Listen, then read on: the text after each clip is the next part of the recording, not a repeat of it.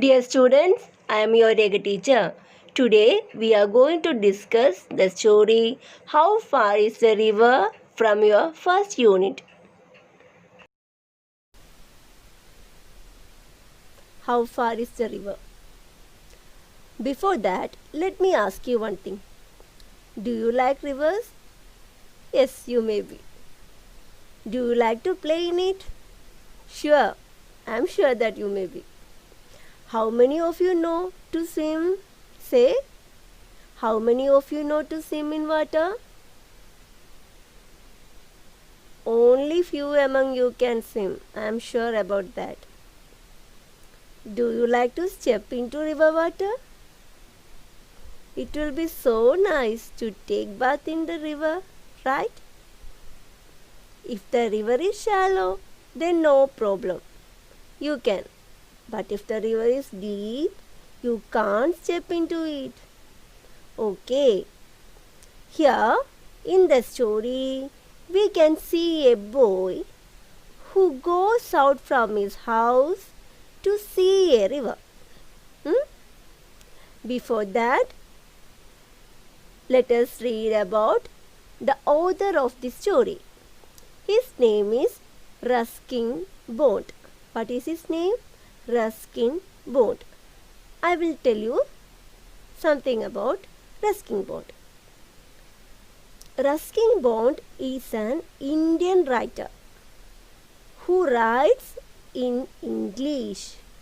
Ruskin Bond is an Indian writer who writes in English. He has written so many books for children.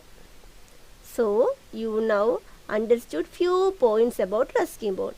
He is an Indian writer who writes in English and he writes mostly for children. Okay, let's start the lesson. Okay. How far is the river? Between the boy and the river stood a mountain. The boy was young and the river was small, but the mountain was big. What is there in between the boy and the river?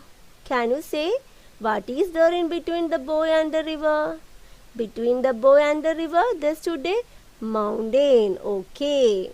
So from the first paragraph we understood that there is a mountain in between the boy and the river.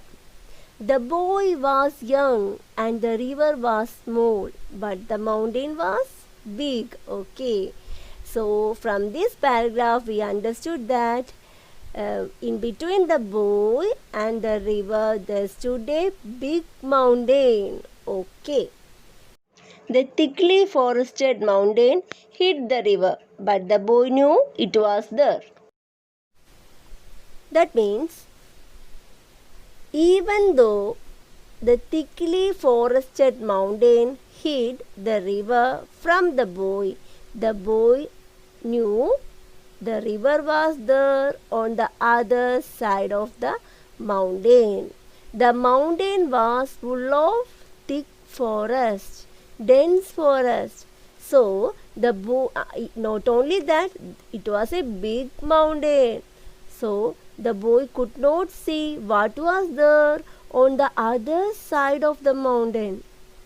Even though the boy could not see what was there on the other side of the mountain, he knew deep inside that the river was there on the other side of the mountain.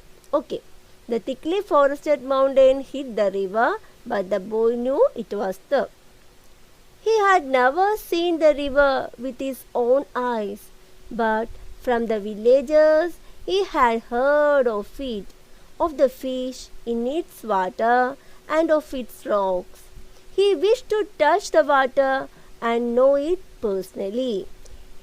From these lines, what we understood is that the boy had never seen the river with his own eyes, but he heard about that river from villagers. He heard so many things from the villagers about that river. What all things he heard? He heard about the fish in its water and of its rocks. Okay.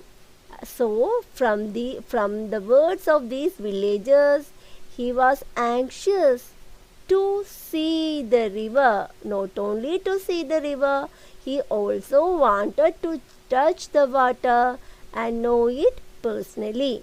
So from the second paragraph, what we understood is that the boy, the thick forested mountain hid the river, but the boy knew it was there. Even though the thick forested mountain, even though the densely forested mountain hid the river from the boy already knew that the river was there on the other side of the mountain. From this paragraph, we also understood that the boy had never seen the river, but he had heard so many things from the villagers. What all things he heard from them? He heard about the fish and the rocks. So he really wanted to see the river and he wanted to touch the water and know the water personally. Okay. Let's read the third paragraph. He stood in front of his house on the hill opposite the mountain and gazed across the valley, dreaming of the river. He stood in front of his house on the hill opposite the mountain.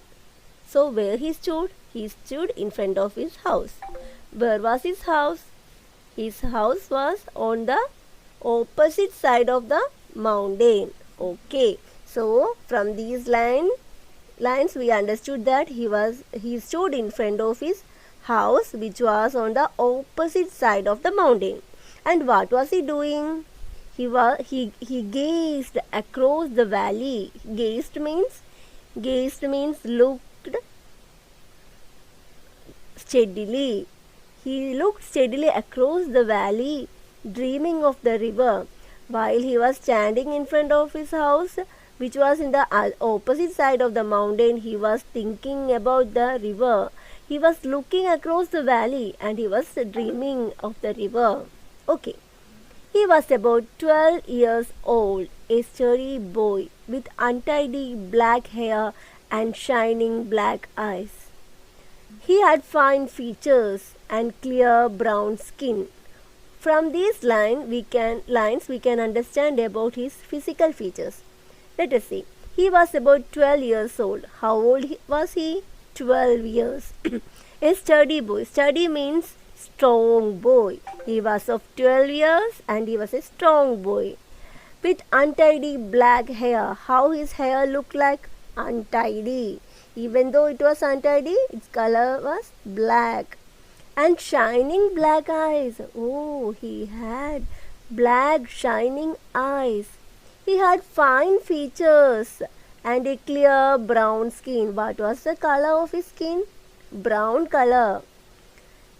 Even though he had all these fine features, his hands and feet were rough and scratched. But his hands and feet were rough and scratched. Why was it like that? He was barefooted. Barefooted means he wore nothing on his feet. He hadn't any footwear, any sandals or any shoes. He was barefooted not because he couldn't afford shoes. He was barefooted not because he couldn't afford shoes. That means he has enough money to buy a shoes.